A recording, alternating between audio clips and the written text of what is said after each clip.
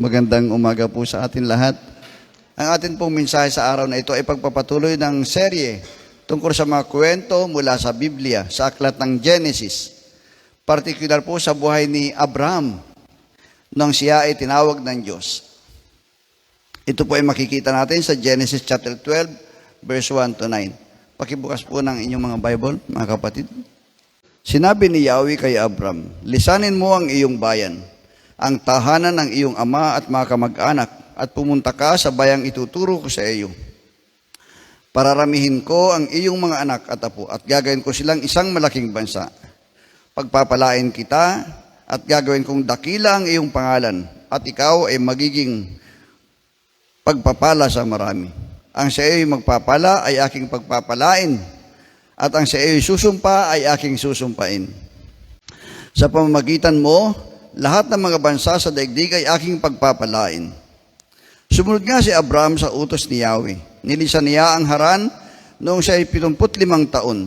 Sumama sa kanya si Lot. Isinama ni Abraham ang kanyang asawang si Sarai at si Lot na pamangkin niya.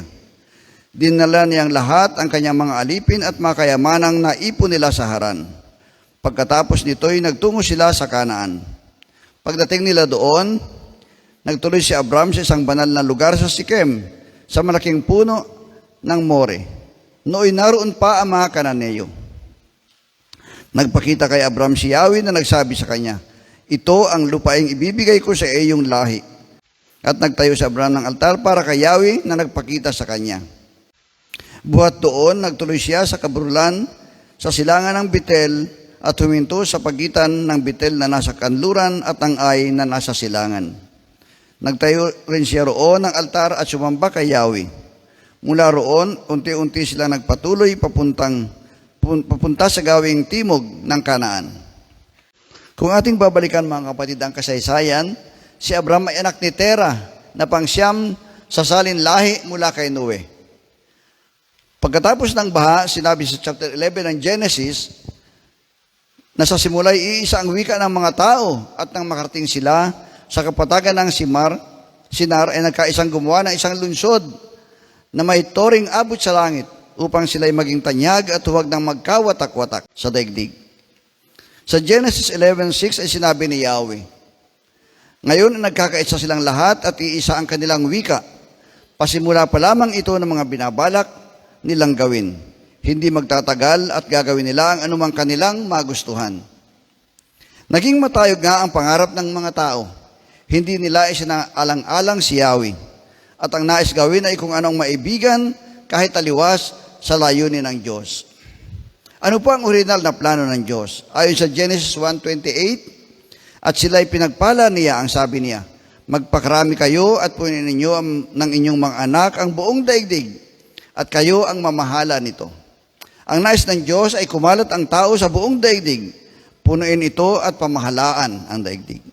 Hindi ganito ang binalak ng mga anak ni Noe na nais ay maging tanyag at nagkakaisang malaking lahi. Kaya't ginawa ni Yahweh na ang mga tao ay magkawatak-watak sa buong daigdig. At natigil nga ang paggawa ng lungsod ng Babel. Nagkaroon ng mga maraming wika, kaya't ang mga salin lahi ni Noe ay nangalat sa iba't ibang panig ng mundo. Mula sa bayan ng Ur sa Caldea, si Terah at ang kanyang sambahayan ay papunta sana sa Kanaan. Ngunit nang dumating sa Haran ay doon na sila nanirahan. At nang nasa Haran na sila, tinawag naman ng Diyos si Abraham na anak ni Terah na lisanin ang bayan ng kanyang mga magulang at pumunta sa lugar na ituturo sa kanya ng Diyos. Sa panahong iyon mga kapatid, siya established na sa Haran. Marami na siyang kawan at mga tauhan. Mayaman na si Abraham. Sa ganitong kalagayan, hindi madali ang sumunod sa ipinag-uutos ng Diyos. Sa kabila nito'y sinabi ng talata na sumunod si Abraham. Ang sabi sa Hebreo chapter 11 verse 8, "Dahil sa pananalig sa Diyos, tumalima si Abraham nang siya'y papuntahin ng Diyos sa lupang ipinangako sa kanya. At humayo siya, bagaman hindi niya alam kung saan siya paroroon." Kung titingnan natin ang sitwasyon ni Abraham, mahirap ang sumunod o tumalima sa ipinag-utos ng Diyos. Kapag ang inisip niya ay ang kanyang iiwanan o maging ang kanyang pupuntahan o kaya naman ay ang hirap na kanyang kailangang batahin, marahil hindi na niya nagawang sumunod. May mga pagkakataong nalalagay din tayo sa ganitong kalagayan o karanasan. Mayroong ipinagagawa sa atin ang Diyos, ngunit mahirap para sa atin ang sumunod. Panalangin ko na sa pagbubulay natin sa umagang ito ay ibunsod tayo ng Diyos sa ganap ng pagsusuko ng ating buhay upang tumalima sa lahat ng nais niyang ipagawa sa atin. Pagbulayan natin ang mga katotohanan tungkol sa pagsunod na matatagpuan natin sa ating binasang teksto. Meron pong 3 katotohanan sa pagsunod. Ang pagsunod ay may hinihinging kabayaran. Pangalawa, ang pagsunod ay nangangailangan ng pananalig. At pangatlo, ang pagsunod ay may gantimpala. Una, ang pagsunod ay humihingi ng kabayaran. Napakalaki ng hinihingi kay Abraham upang makasunod siya sa iniutos ng Diyos. Ang sabi sa verse 1, sinabi ni Yahweh kay Abraham, lisanin mo ang iyong bayan, ang tahanan ng iyong ama at mga kamag-anak, at pumunta ka sa bayang ituturo ko sa iyo. Sa unang tingin, ito ay malaking kawalan kay Abraham. Subalit hinihingi ang mga pagsasaayos na ito sa kanyang pagsunod sa Diyos. Gayunpaman, natutunan natin mula sa kanyang karanasan na ang pagsasaayos ng buhay sa Diyos ay kapakipakinabang. Hindi maaaring manatili si Abraham sa Ur o sa Haran at pagkatapos ay pangunahan ng isang bansa sa Kanaan. Si Abraham ay gumawa ng pagsasaayos upang makasunod sa Diyos. At ito ay may malaking kabayaran. Iniwan ni Abraham ang kanyang mga kamag-anak, mga mahal sa buhay para makasunod sa utos ng Diyos. Tinalikuran niya maging ang mayamang lupain na naging comfort zone niya sa mahabang panahon, kung saan niya naparami ang kanyang kawan, mga ari-arian. Iniwan niya ang karangyaan at maaluwang buhay sa Haran upang harapin ang bagong pakikipagsapalaran kasama ang Diyos. Sinabi rin po sa verse 6 ng chapter 12 na nang dumating sila sa Kanaan ay naroon pa ang mga Kananeyo. Ito ay isang malaking pagsasaayos na kailangan gawin ni Abraham. Dahil kailangan niyang makisama sa mga taong dinatnan niya roon. Ito ay malaking hamon bilang pagsasaayos ng kanyang buhay. At hindi madali ang pagsunod sa Diyos. Sa Mateo 16:24 po ay sinabi, ating mababasa, sinabi ni Jesus sa kanyang mga alagad, ang sino mang nagnanais sumunod sa akin ay kinakailangang itakwil niya ang kanyang sarili, pasanin ang kanyang krus at sumunod sa akin. Nais mo bang sumunod kay Jesus? Ang kabayaran ng pagsunod ay ang paglimot sa iyong sarili, pagtanggi sa mga bagay na kinasanayan mo na dati, pagkamuhi sa mga inaalok ng sanlibutan na umalipin sa iyo sa mahabang panahon at maaring patuloy na gumagapos sa iyo sa ngayon. Kalinsabay ang pagsisisi ng may pagtitiis at tuloy ang pagtalikod sa kasalanan at pagpihit ng iyong pananaw at pananampalataya mula sa mga Diyos-Diyosan tungo sa pananalig kay Jesus lamang. It means total surrender of ourselves to Christ at pagsunod sa kanyang kalooban. Malaki ang hinihinging kabayaran sa pagsunod kay Jesus. Sa experiencing God ay natutunan po natin na bago tayo makasunod sa Diyos, ay kailangan ang kritikal na panahon ng pagpapasiya at sa ating pagkilala at pagsasagawa ng kalooban ng Diyos. Ang una ay ang krisis ng pananampalataya. Kailangan mong maniwala na ang Diyos ay ayon sa kanyang sinabi tungkol sa kanyang sarili at gagawin niya ang lahat ng kanyang sinabi. Kapag ikaw ay tapat sa iyong pananampalataya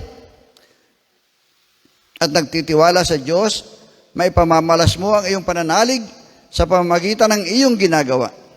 Kailangan ng iyong pagkilos. Ang pagkilos na ito ay isang mahalagang pagsasaayos na humingi ng iyong pagpapasiya. Ito ang pangalawang kritikal na panahon ng pagpapasiya. Kapag pinili mong gumawa ng pagsasaayos, ay maaari ka nang makasunod. Kung tumanggi ka naman na gumawa ng pagsasaayos, ay hindi ka makasusunod at hindi mo makakamit ang anumang inilaan ng Diyos para sa iyo. Ang pagsasaayos ay naghahanda sa iyo para sa pagsunod. At ito ay humihingi ng pagsasaayos sa napakaraming mga bagay. Una ay sa ating sariling buhay, maaring tungkol sa ating pananaw at pag-iisip, mga paniniwala at pagpapahalaga.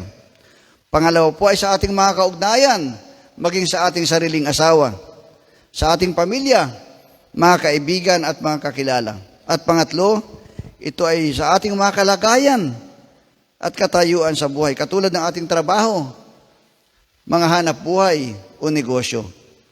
Maraming pang mga pinangyari ang Diyos sa kasaysayan na humiling ng iba't ibang pagsasaayos. Sa unang Samuel chapter 16 verse 11 ay nabasa natin na kailangang iwanan ni David ang pagpapastol ng kanyang mga tupa upang maging hari. Kailangang iwanan ni Jonas ang kanyang tahanan at paglabanan ang masamang opinyon laban sa isang lahi upang makapangaral sa Ninive. Kailangang iwanan ni Pedro, Andres, Santiago at Juan ang kanilang pangingisda upang makasunod kay Jesus. Si Saulo naman, naging Pablo, ay kailangang ganap na magbago ng kanyang mga patutunguhan sa kanyang buhay upang magamit ng Diyos sa pangangaral ng mabuting balita sa mga hentil. Sa lahat ng pagbabago at pagsasayos ng mga ito ay parating may kaakibat na kapalit o mahalagang kabayaran. Ang ilan ay kailangang bitawan ang mga di makaratuwirang opinyon at mag-iba ng kagustuhan. Ang ilan ay kailangang iwanan ang kanilang mga layunin, mga ideolohiya at mga pagnanasa. Marami ay kinailangang iwanan ang kanilang mga hanap buhay. Ang lahat ay kinakailangang ibigay sa Diyos at iayon ang buong buhay sa Kanya. Si Propeta Jeremias, mga kapatid, ay buong katapatang ipinahayag sa mga Israelita ang hatol ng Diyos sa masuwaying bayan. Dahil sa matapat na pagsunod sa Diyos, siya ay nakaranas ng pag-uusig at pagtatangka sa kanyang buhay. Gaano kalaking kabayaran, mga kapatid, dahil sa pagsunod. Nasambit niya sa Jeremias chapter 18 verse 20a, ang kabayaran ba ng kabutihan ay kasamaan?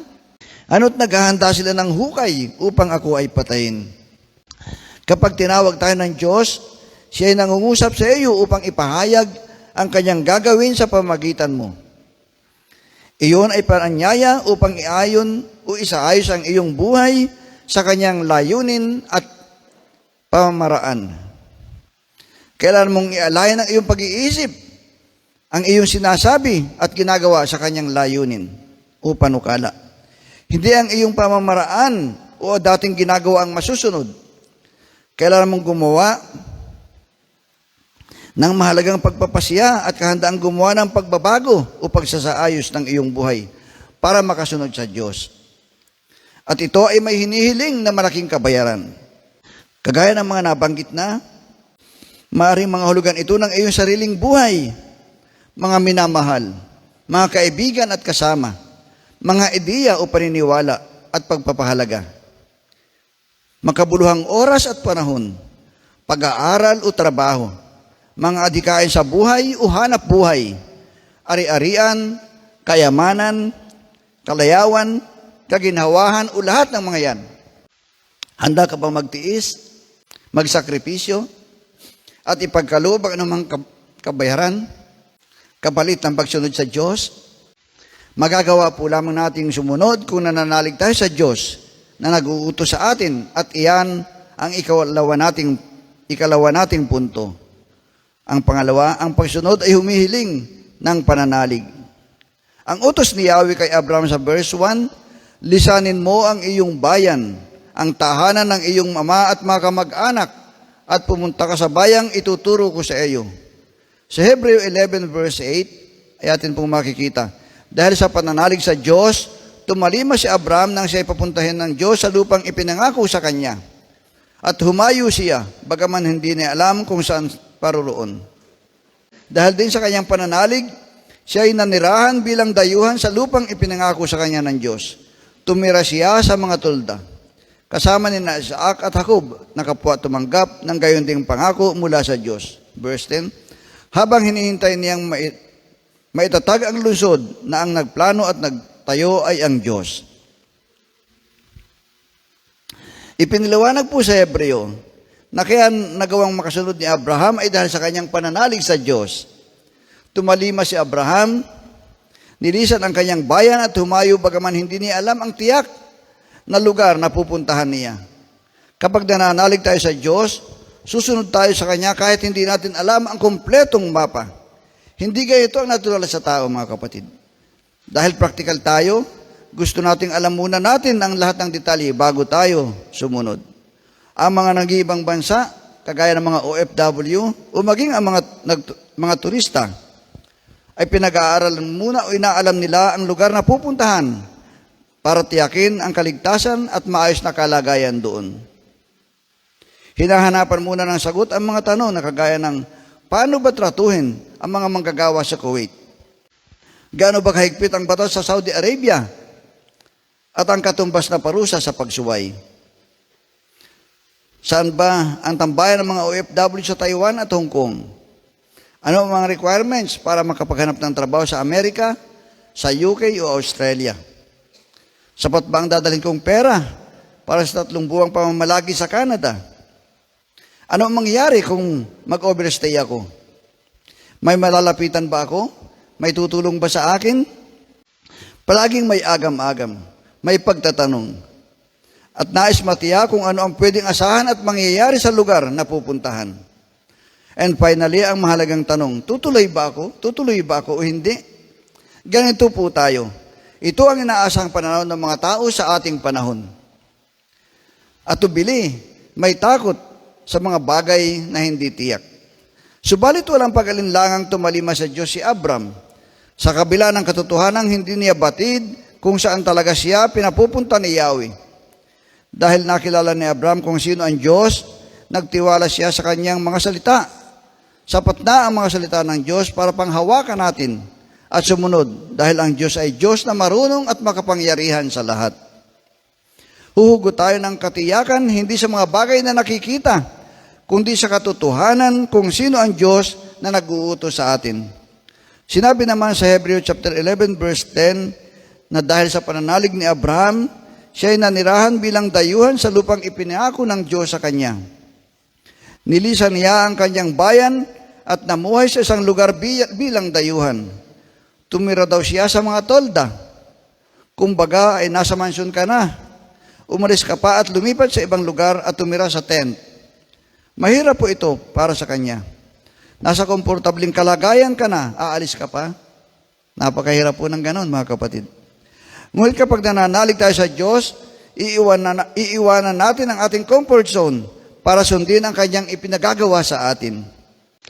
Nang tawagin ng Diyos si Abraham, siya ay nasa panahong tila wala nang mahiling pa sa kanyang buhay. Nasa kanya na ang lahat ng maaring naisin ng sinuman, pamilya, kayamanan at mga tauhan. Kabisado na niya ang lugar ng Haran. Marami na rin siya marahil kaibigan at makakilala doon. Ito ang tahanan ng kanyang ama at mga kamag-anak. Dumami na sila at ninirahan na roon ng higit 100 taon. Dahil marahil komportable sila sa lugar. Naniniwala ako na hindi madali para kay Abraham na sila nalisanin ang Haran. Tayo man, mga kapatid, nawiwili tayong manirahan sa lugar kung nasaan ang ating ikinabubuhay. At napapamahal sa atin ang ating permanent residence. Madalas nating naririnig, home sweet home. There's no place like home.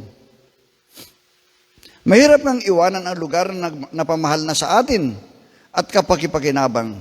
Samantalang iniaalok ni Yahweh ay tila isang lugar na walang katiyakan, walang kasiguruhan. Hindi rin ito pinangalanan sa verse na ating binasa.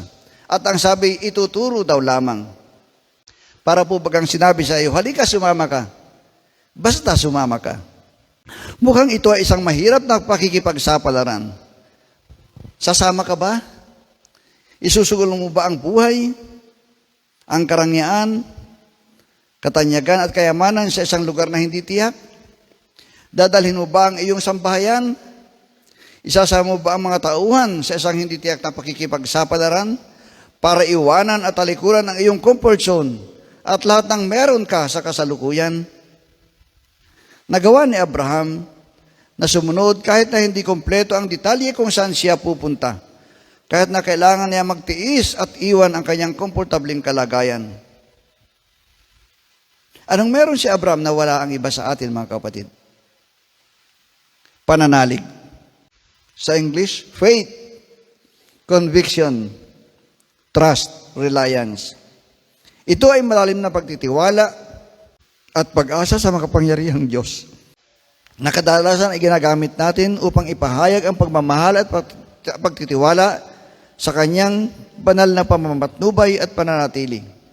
His divine guidance and presence. Sa verse 4, sumunod nga si Abraham sa utos ni Yahweh. Nilisan niya ang Haran noong siya ay 75 taon. Hindi siya nagtanong, ninangamba sa maaaring mangyari sa kanyang buhay. Isinama pa niya ang kanyang buong sambahayan at ang pamangking si Lot. Hindi matatawaran ang pananalig ni Abraham. Maging sumunod na pangyayari, mga kapatid, nang ipinanganak na si Jacob at subukin siya ni Yahweh. Sinabi ng Biblia na si Abraham ay kinalugdan ng Diyos dahil sa kanyang pananampalataya. Buo ang kanyang pagtitiwala sa Diyos. Batid niyang mapapangalagaan siya ni Yahweh at mapagkakalooban ng isa pang anak kahit ihain niyang handog kay Yahweh ang nag-iisa at minamahal na si Jacob. At ang pagsunod sa Diyos ang kanyang ikinabuti. Batid nating sinubok lamang siya ng Diyos at nagtagumpay si Abraham. Ngayon naman sa ating talata, sa kanyang pagsunod sa Diyos, ay dinala niya ang lahat ng kanyang mga alipin at mga kayamanang naipon sa Haran, nang may lubos na pagtitiwala at napagpapalain siya ni Yahweh. Nanangan siya sa pag-asang mayroong masigit na mabuting bagay na inilaan ng Diyos sa kanya. Sa hinaharap, si Abraham ay napakalaking pananalig sa Diyos na dapat aglayin din natin ng bawat mananampalataya. Gaano ba kalaki ang ating pagtitiwala at pananalig sa Diyos? Ikaw, kapatid, handa ka bang ipagkatiwala ang buong buhay sa Diyos? Handa ka bang iwanan ang kayamanan at lahat ng iyong ari-arian para tumugon sa paglilingkod na hinihingi ng ating Panginoon?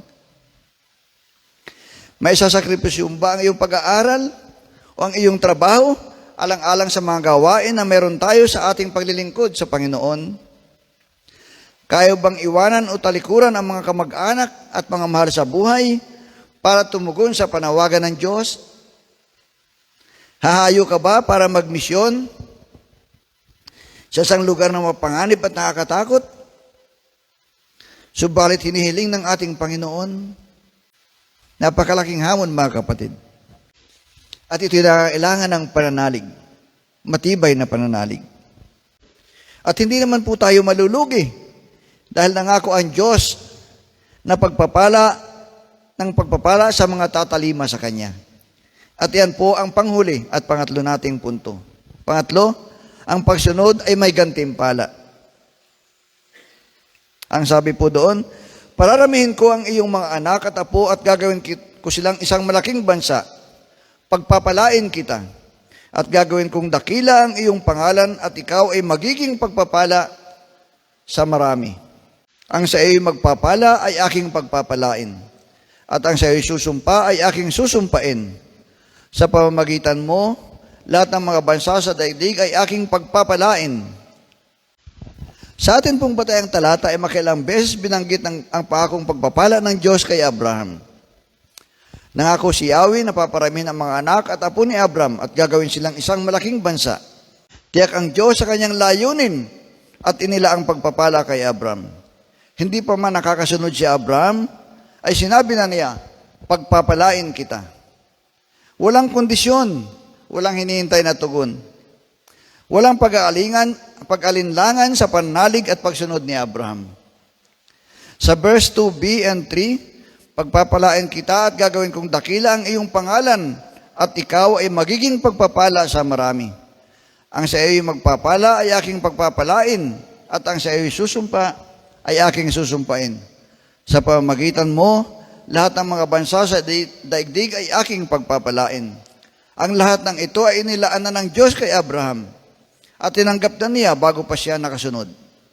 Dahil batid ni Yahweh kung anong pananampalataya meron siya, Hindi lamang siya at ang kanyang sambahayan ang pinagpala ng Diyos, mga kapatid.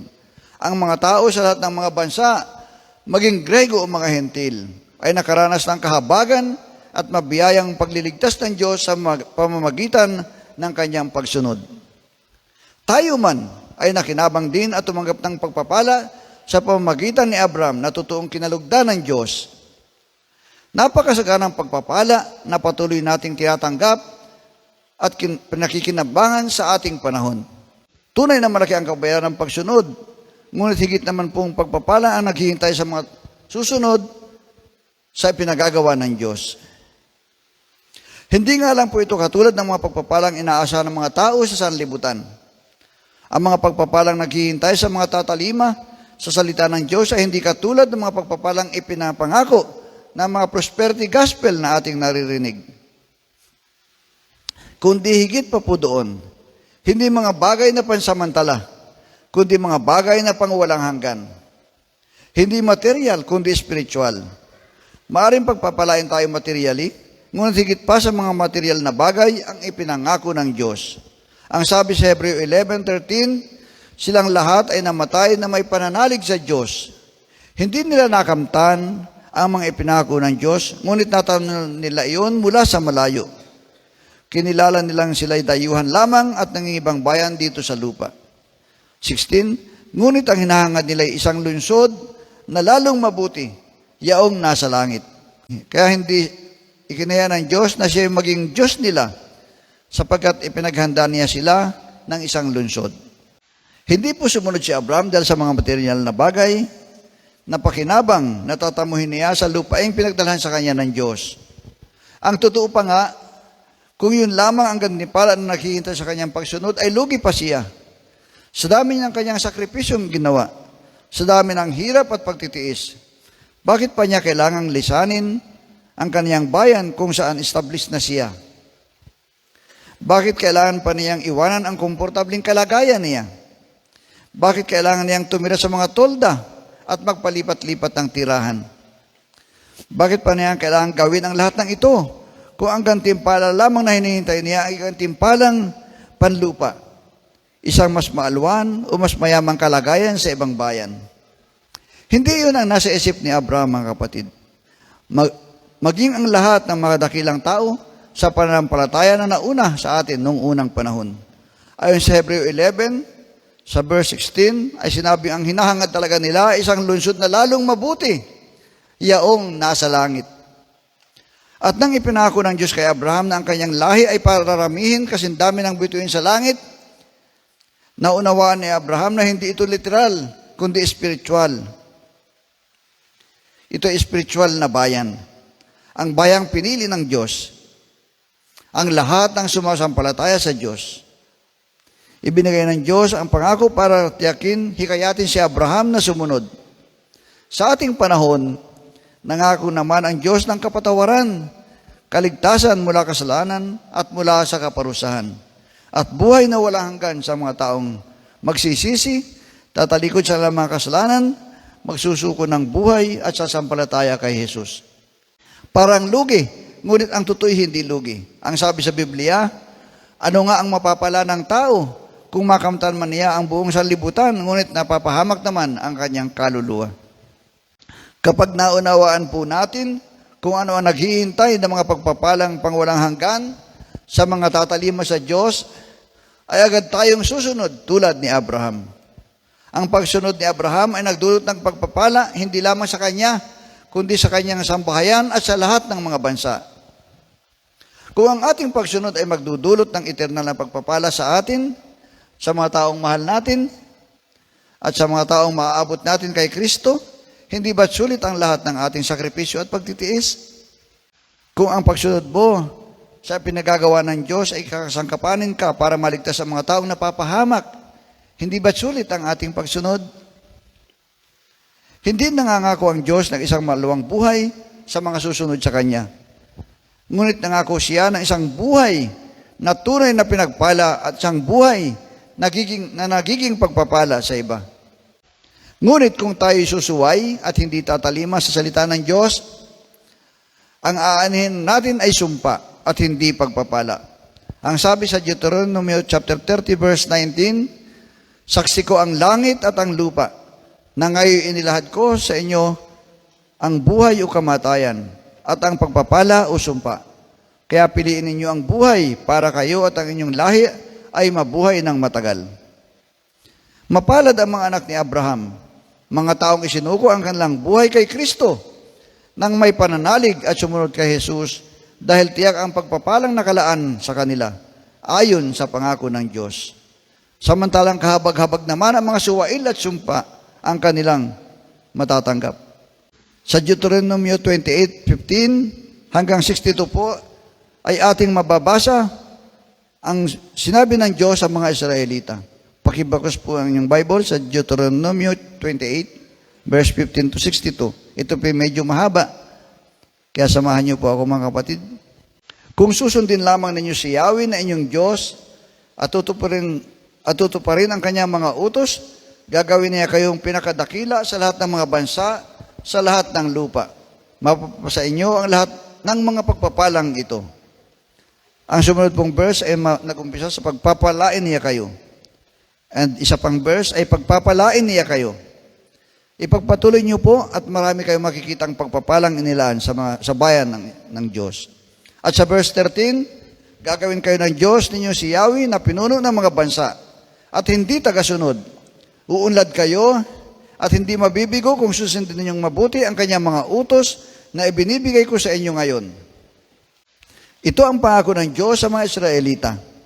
Ipinaunawa ng Diyos ang malinaw na kahihinatnan ng mga sumusunod at ganun din ang mga hindi susunod upang hikayatin ang mga tao na sumunod. Subalit kaagad din namang may babala sa mga suwail na kung hindi makikinig kay Yahweh at hindi susunod sa kanyang mga utos at mga tuntunin, ay susumpain sa maraming mga bagay.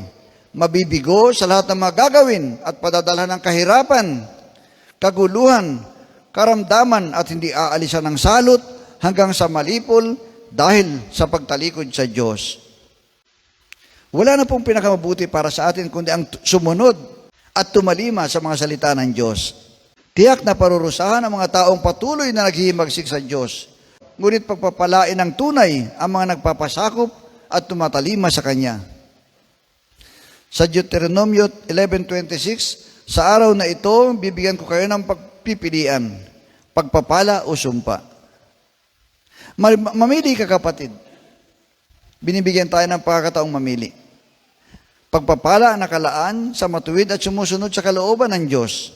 Sumpa naman ang para sa masasama. Piliin po natin ang tumalima at sumunod. Si Abraham ay tinawag ng Diyos para maging ama ng lahat ng bansa. Kinalugdan siya ni Yahweh dahil sa kanyang pananampalataya. Pananampalataya na kinakitaan ng matibay na pananalig at pagtitiwala sa Diyos. Sa pagtitiwala ay nabuo ang isang malalim na kaunayang may pag-ibig na nagbunsod sa kanya para makasunod sa Diyos na may kagalakan at kahandaang tanggapin anuman ang maging kabayaran ng kanyang pagsunod. Ang pagsunod ni Abraham ay bunga ng kanyang pananampalataya. Hindi dahil nais niyang mapalapit sa Diyos, kundi dahil alam niyang siya ay mahal ni Yahweh. Kinakalinga, iniingatan at itinataguyod ang kanyang kapakanaan. Maging malinaw nawa sa atin ang buod ng mensahe sa umagang ito. Tagalayin natin ang mga katotohanan sa likod ng pananampalataya. Huwag nating pagsikapang gumawa ng mabuti para maligtas kagaya ng kahangalan ng mga taga-Galasya. Kung inyo pong mababasa ang Galasya ay tinawag sila ni Pablo ng mga hangal dahil sa uri ng kanilang pananampalataya. Bagkus po ay maging mabuting patutuo sa lahat na ang ating pananampalataya ay nagbubunga ng mabubuting gawa. Ang ating pananampalataya ay nagbubunga ng mabubuting gawa. Ang pananampalatayang may matibay na pananalig sa Diyos ay lumilikha ng isang malalim na kaugdayang may pag-ibig sa Kanya. Kaya tayo ay nakapaglalakbay ng may pagpapasakop at pagsunod sa Diyos sa anumang naisin ng ating Panginoon. Ito ay isang redemptive journey with God. At dahil tiyak natin nasa mabuti tayong kamay, handa rin tayo magkaloob ng anumang maging kabayaran ng ating pagsunod. Dito makikita kung naunawaan natin ang ebanghelyo o hindi. Kung totoo bang nakaunawa tayo sa ating narinig. Nasusulat sa Hebreo chapter 4 verse 2. Sapagkat tulad nila ay napakinggan din natin ang magandang balita. Ngunit hindi nila pinakinabangan ang balitang kanilang narinig dahil hindi nila ito tinanggap ng may pananampalataya. Si Abraham ay kinalugdan ng Diyos dahil sa kanyang pananampalataya at dahil dito siya ay pinagpala. Ang kanyang buong sambahayan at maging ang lahat ng mga bansa, marapat lamang na pasalamatan natin ang Diyos sa kanyang kahabagan at mabiyayang pagliligtas at masaganang pagpapala na ating tinatamasa. Ipinalangan din natin ang mga iba pa na nakarinig ng ebanghelyo, ngunit patuloy na pinagbamatigas ang kanilang mga puso. Ang mapinsalang lindol sa Cebu, mga kapatid, at ang mga yung mga recent events, no? Ang lindol sa Davao, ang mga pagyanig, na kumitil ng maraming buhay ay isang babala. Pahiwatig ito sa nalalapit na panahon ng ating Panginoon. Ang sabi sa Pahayag, chapter 3, verse 3, kaya nga alalahanin mo ang mga bagay na iyong tinanggap at narinig. Isagawa mo ang mga iyon. Pagsisihan mo, talikuran ang iyong kasalanan. Kung hindi ka gigising, pupunta ako diyan na gaya ng isang magnanakaw at hindi mo malalaman ang oras ng aking pagdating. Purihin po ang salita ng Diyos.